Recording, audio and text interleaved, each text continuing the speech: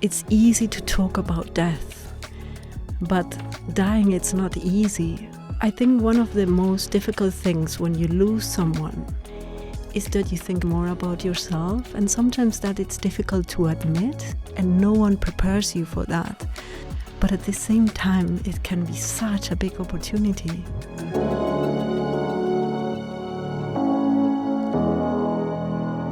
Hello again, Rinchung. Hi, hello. Thank you for being here today. Thank you for inviting me. What does your name mean? Rinchung means precious. Precious. That's beautiful. Mm-hmm. And what Buddhist center do you teach at? I teach at KMC Argentina in Buenos Aires, and it's Argentina. And in Argentina now, we have been going through a big economic crisis. So a lot of people were questioning what's the meaning of life. So how would you teach students to be more adaptable in the face of these challenges? Well, I think something very important to understand it's to empathize, because I do remember having a conversation with someone who came to the center not long ago actually, and this person was crying because she had to move from their apartment again, and it's like an ongoing thing. The rent goes up so quickly that you cannot afford for it. So your conditions are changing. Your life becomes more precarious. And so she was crying because she had to move again. And so I think the first thing we need to do is to acknowledge the suffering of others and then understand that actually we have an idea of life that things don't change, but actually things change all the time. It's just that when you live in a country in which your economy is changing all the time, it's showing you a reality of what life is. And so I think first we need to acknowledge my experience was to acknowledge was what we are all sharing, because it's a common experience. And then just for me, it is a deep teaching of Dharma, of understanding what samsara is. And really, I know there is people probably listening to this which never heard the word samsara, and so they are wondering what it is. But actually, it's a life in which you have no control of externals, and it's a life in which,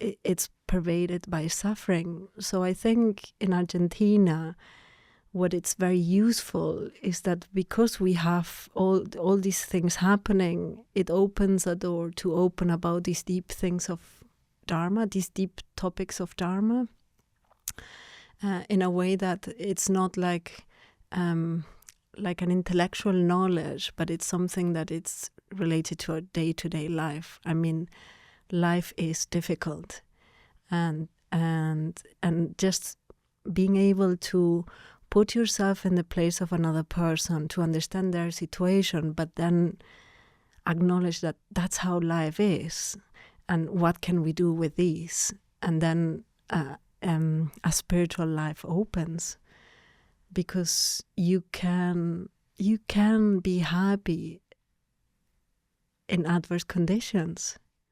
You can find how to say it, but some happiness, or you can extract meaning even though things are very adverse. When you go through so many difficulties, I think it's almost like you have the ability to understand more others' suffering, and it also helps you to be more humble. Do you have any examples of this? I was really young when I lost a brother. I was 17. I was at school, and the loss of my brother made me wanting to look for, wanting to help others.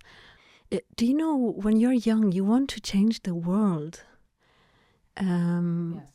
but you realize that it's impossible to change it. And then at that time, I just realized that I wanted to work more on a one-to-one level. And so I decided to do a master degree in art therapy in Europe. And that's what made me move to Europe. I'm very sorry for your loss. Would you feel comfortable telling us a little bit more about what happened? Yeah, I was 17 years old when I remember we received, I was at school and I was studying there. And I think a member of my family, I can't remember exactly who, came to look for me at the school. And they just told me that my brother disappeared. We didn't know what happened. He was an airplane captain. He was flying an airplane. And the only thing we knew at that time is that he disappeared. And it took 3 days until they find the airplane. And then we find out that he died. How old was he? He was 22 years old. Mm-hmm. And what was the impact it had on you? I learned many things, so many things. But one was that everything in your life, because I was 17, so we shared meals together. We had the same toilet and bathroom. We shared so many aspects of the house that then when you start to relate to that house, everything reminds you his absence, and that was painful. And so that made me understand what people go through when they grieve. So that was an aspect that I learned. Then what I learned from the death of my brother, that no one prepares you to die.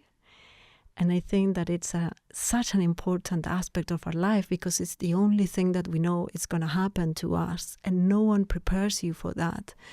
So when I was young, that's one of the things that I was really like, we need to talk about death, you know, because the best way to prepare yourself for something like that is to talk about it and to actually address that reality.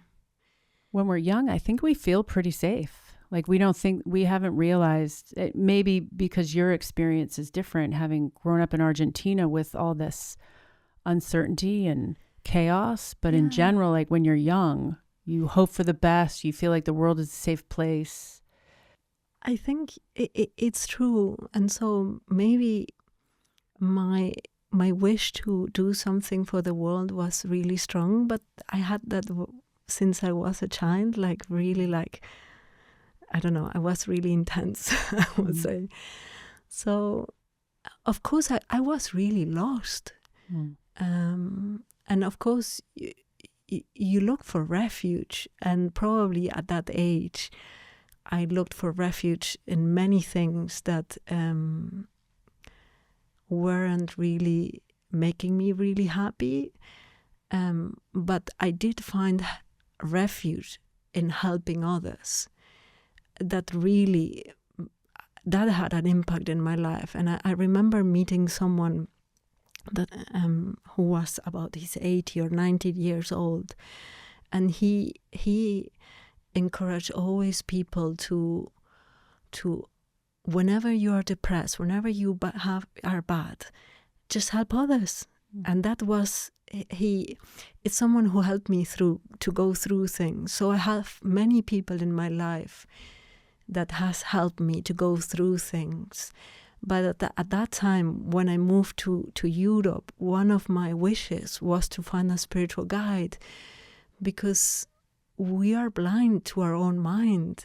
And so I felt like I needed to find a spiritual guide. And I tell you one thing, which maybe you will find funny, but I remember walking, because I was in Barcelona, but I came to London for a month to improve my English. I went to Brighton actually for a month, but I think in that trip of a month, I've been in London for a day or two, just to know the city. And this happens just before meeting my spiritual guide. I remember walking in the streets in London, and seeing this image, which I took a picture of. Do you know Gollum from the Lord movie, the Lord of Gollum? Mm-hmm. Gollum? My ring, my precious, my precious. Mm-hmm. And so I remember seeing there was like a big statue in one of the stores, and I remember making a picture of it, and I said, "This is my mind." Was that hard to admit? No, because it's something within yourself that it's really hurting you. Mm-hmm. If I had to put an image of what it's my suffering, it's that. So it's a funny thing because I took that picture, I printed out, I cut it out, and I said, this is what it's bad within myself. It's like an obsessive mind that obsesses himself so much with something that it consumes you. You are consumed. What were you obsessed with? I just remember that there was an aspect in my mind that was really painful, and that image represented very well. And it's something that I wanted to get rid of. I'm still want to get rid of. But yeah. Like a deep wound you wanted to heal? Perhaps Probably. From all this loss? How to say it? When you lose someone, it's really painful. But the pain that you go through when you lose someone, it's not because you lost someone, but because there is something within yourself that is causing you that pain. So it's two different things. So I would say that my brother gave me the opportunity to actually understand more other people and to use that suffering to actually increase my love and compassion. But then this other aspect that I was telling to you, it felt more like what's holding me back. In what way? Well, I think we are not able to enjoy our relationships, enjoy our life, because there is something holding us back. And it's something that it's awful to see. Like Gollum, it's not a nice person to see or to be with. But I think we all have aspects that we don't like of ourselves. And it's hard to look at them. I think one of the most difficult things when you lose someone is that you actually don't think so much about the person, but you think more about yourself. And sometimes that it's difficult to admit.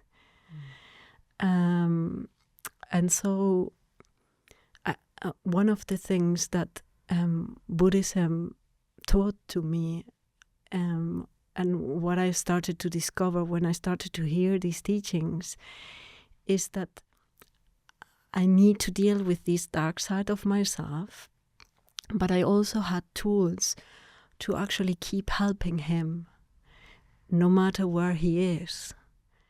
And that's beautiful. And because that's also something, when you lose someone, you're just with your pain. But if you can capitalize that pain to just help others and just understand that there's so many people going through the same things, because we are so immersed in our own world that when we lose someone, it is really hard. But at the same time, it can be such a big opportunity. How did you begin to use Buddha's teachings to address Gollum? One of the things that really hit me at that time is that I was really interested into helping others to die well. I had like an interest in that. Wow. On how to help others to have a die well. Peaceful death. Peaceful death, thank you. And at that time, I had searched a lot, and I read a lot of books, and I searched a lot, and I met like really renowned doctors and people who were helping others to die well. But one of the things that hit me a lot was that one of those persons that I admire a lot was not able to die peacefully. Wow. So she couldn't use what she used to help others. She couldn't use it for herself. Mm-hmm. So I remember that hit me in a way that I thought, I want to find someone that does what he talks. Mm. Someone that it's authentic, that it's not artificial. And when I met Geshe-la, and when I met his teachings, I just felt this is the truth.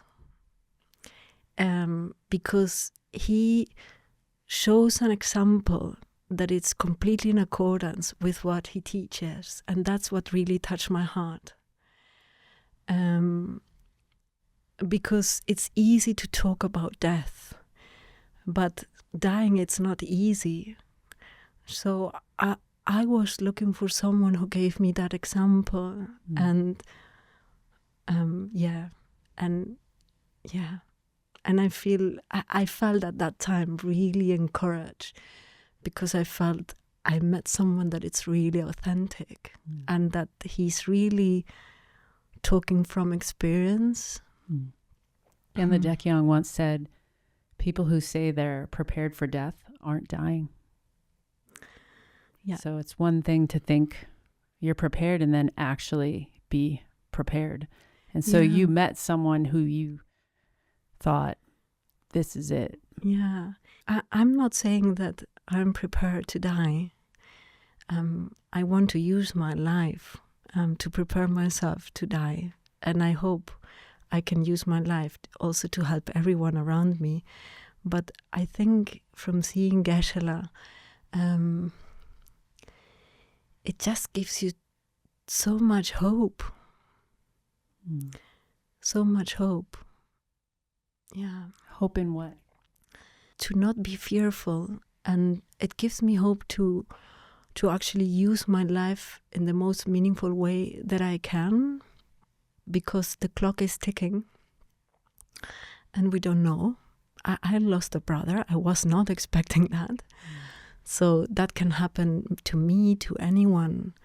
So it's like he's telling, I feel he's telling me, Rinchung, just use your life in the best way you can, you know? And I know I don't do it all the time, but I just want to go in that direction more and more. Yeah. A lot of people actually don't feel a lot of hope. What would you say to them to encourage them, particularly young people?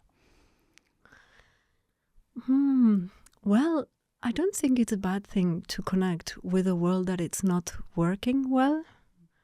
I think if you feel that the world it's not functioning well, I think you're correct. I mean, it's not a bad thing to connect with that. I think we need to be honest with what's happening in the world.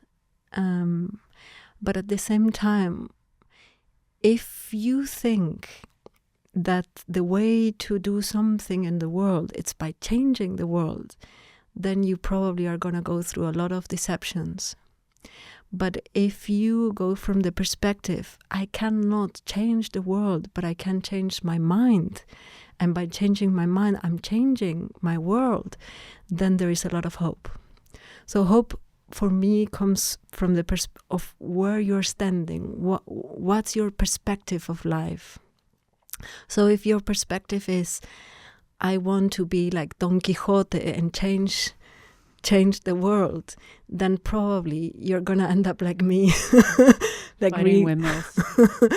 But if you go from the perspective, I want to change myself, and through changing myself, I can bring benefit to the world, then there is a lot of hope. That requires being accountable for yourself. How would someone even be able to do that, especially in the younger generation? Well, when I was young, I had something that it's not Gollum within my heart. that was like a force, a striving force that was searching. So I remember as a young person saying to others, I'm someone who search. So I think any young person, it's searching. And you're searching, we are all searching for happiness. They want to make a better world. So I think we all have this need for better things. It's just that maybe we need to question ourselves where we are looking them. You know, I have a nephew who is trying to become a professional tennis player, and he's 16 years old, and he said to me, like, he realized that many of the difficulties he has is because he has difficulties within his own mind. And he realized that if he changes his mind, then he will be better in what he does. So I think we all know that. I think it's unusual for a 16-year-old to come to that conclusion. They could blame their tennis racket or their coach, my coach, or the people on my team. And I think there's that habit of just blaming everyone except ourselves, or taking any responsibility whatsoever. Yeah, it's true. We all do that. It's not just young people. But I think if this doesn't go well, it's because of you. Yeah. Oh, it's my fault. It's because of him. It's because of him. I have 5 people in this room. No, I know. You know what I mean? Like, yes. we really don't want to take personal responsibility. I know. I totally agree with that. And we all do that. But in the depths of our heart, we know that that's not the truth. So when someone speaks us the truth, even though we don't want to hear it, we know it's the truth. And that person for you was who? That person for me, well, I would say it's Geshe-la. But before I met Geshe-la, no, it was Geshe-la. Yeah. And so what did he reveal to you? How did he reveal more about Gollum to you? I think it's amazing to see how selfish we are now day-to-day basis. Because Gollum, it's about being selfish, not taking into account how we affect others, and how selfish we can be. It can be so big, you know. And ugly. Yeah, it's really ugly. But I think it's important to understand, and that's why I was laughing about Gollum, because you can create a space within yourself to actually see that mind without identifying yourself with it. So if you create that space, then you can work on it. But if you think I'm selfish, then that's hard, because you're going to get depressed by identifying yourself by being a selfish person. So how do you get that space so we don't strongly identify with our faults or our limitations, which often are self-imposed? Yes. I mean, I think we all have this experience that sometimes it works and sometimes not. We get identify with it. And so I'm going to give you 2 examples. Okay, so to me, the meditation practice helps me a lot to actually create a space within my mind, to not identify myself with the difficult minds that I see within myself. And I would say just a simple breathing meditation helped me a lot. And then another thing that helps is that when you are identifying yourself with those difficult minds, to talk, I tend to talk to Dharma friends that can actually help me to have a different perspective from myself. So that's the 2 things or tools that I use to work on that. Some people just can't meditate. They find it really difficult. So what can they do?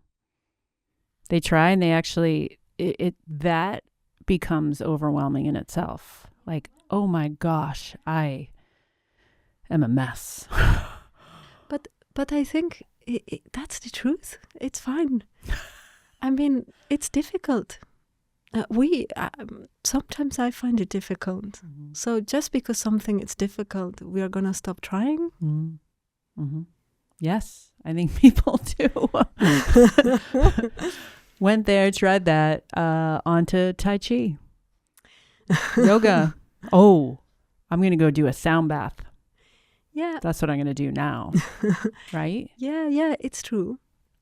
Because meditation is really action, or you have to take action. Yeah, but I totally get it. And you have choice. If you don't want to try it, then you don't. I mean, it's not that we are trying to impose these to someone, but just think about this. If you're thirsty, you're gonna drink water, a glass of water, to just deal with your thirstness. Because that's the method to reduce your thirstness. So meditation is a tool to create a space within your mind. So I understand it's difficult, but it's a method to actually deal with it. So even though it's going to take long and maybe you feel you're a mess and maybe it's not the right time, or just give it time, but know that that's the method that functions. So, yeah, I mean, in my own spiritual journey, I think I've been through a lot. And one of the things that helps me is to just stick with it and try. Mm-hmm. And just the fact that something is difficult, it doesn't mean that it doesn't work. Would you say you're stubborn? Are you a stubborn person? Yes, I am stubborn. But I think you need to have some stubbornness, you know, because our mind, it's not easy. And if we go with whatever, it's like a child. It's like Gollum within your mind, and a child, and it's a childish mind. And if you go with whatever your mind wants without trying like a medicine, then there is, we need to try. We need to try. Before you were asking me a lot about my brother and how do I deal with all of that, but I cannot imagine a life without my spiritual path, because it just helps me to be more human, and it just gives me tools to deal with my own stuff in ways that in other ways I wouldn't be able to do it, you know. Mm-hmm. So life, it's not easy. Mm-hmm. But if you have a method, if you have a tool, then it's worth to try. And to me, another thing that I want to add is that I don't feel it's just meditating, because for example, in Argentina, we have the Dharma center, we have Sangha. So sometimes you're not able to meditate, but you're able to talk to someone, or you're able to do some prayers, or you're able to just sit in front of Buddha and ask for blessings. There are so many tools that we can use, and we don't have to do major things. Just little things make a change. So you're taking Buddhist classes, you're getting more interested. At what point did you make the decision to become ordained? Was it a gradual process? Did you just have that inclination right away? It was more a gradual process, because I was intense. What do you mean by that? Well, when I met Buddhism, I do wanted to get ordained, but I know the inclinations of my mind. So I just wanted to grow within that wish. Were you like all or nothing type mind? Probably. Okay. All or nothing. But I wanted to I was already in a stage in which I wanted to just grow gradually.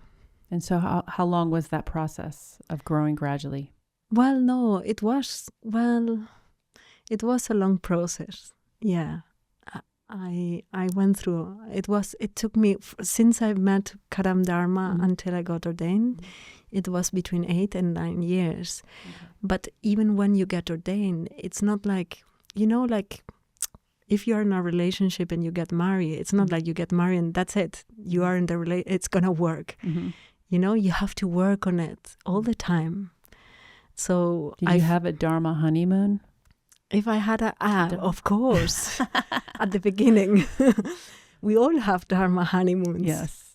You're working on your mind all the time. So the decision of the ordination, it's just a decision you make every day of your life. It's like being in a relationship, and you have to nurture it and you have to care for it. Yeah. So you have to keep making the same choice every single day. Yeah, but it's such a strong choice. Yeah, I feel I have the best life. Any struggles or difficulties? I mean, everything has been challenging there. I mean, I've been through so many challenges, different sizes. Can you give one example? In Argentina, conditions are so unstable that we are always precautious about projects and things because we know that things cannot work, will not work. So how do you set expectations, or can you even set them in that type of setting? Yeah, definitely. Or have goals? Like, how do you do that? Yeah, how to set up expectations when things go wrong. Well, no, how to have goals, like healthy goals, would we say. And those, well, I just learned over the years that I keep my goals with my spiritual guide in my heart, and I pray for it. But I don't make set goals about time, and also I try not to talk too much about it. I just think that things happen if you're not attached to them. So expectations can be the thing that stops things to happen. So I think the best thing is to have like a really open mind, not grasp at things, and just wish to benefit others. And then the Guru will know. It's easier said than done. I know, but I fall so many times already that there are a few beautiful things happening in Argentina, and yeah, I feel they come through the power of prayer. Yeah. And what is prayer to you? It's wish. I mean, I feel like prayer is wish, but it's a wish that it's conjoined with meaningful things, and that you hold them in your heart. You hold them in your heart, and you ask for help for them to be accomplished. Because it's important in the prayers to understand that you have no power at all, and that your only power, it's your wish to have virtue in your mind, or to have, like, maybe virtue sounds strange, but to have meaningful things in your heart. So, but you need to have, prayers come from trust, so you need to have the trust that there is someone who can fulfill them, and to have the humility that knows that you cannot do anything, and that you definitely need the help, in this case of an enlightened being, to actually accomplish them. Very good answer. What do you think your brother would think? Or what do you think he's thinking, looking at you? now as a Buddhist nun? I can give you different levels of response to these questions.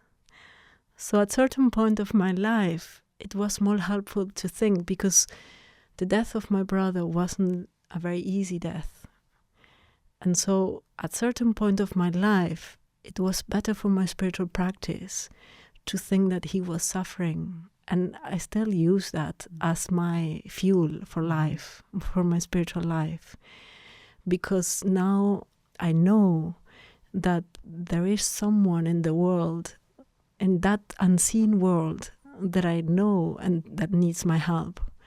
And I want to work for him and all the other ones that die after him. So to me, thinking that he's actually suffering, it's a big fuel. But from another perspective, to think that he's an emanation, there is a huge chance.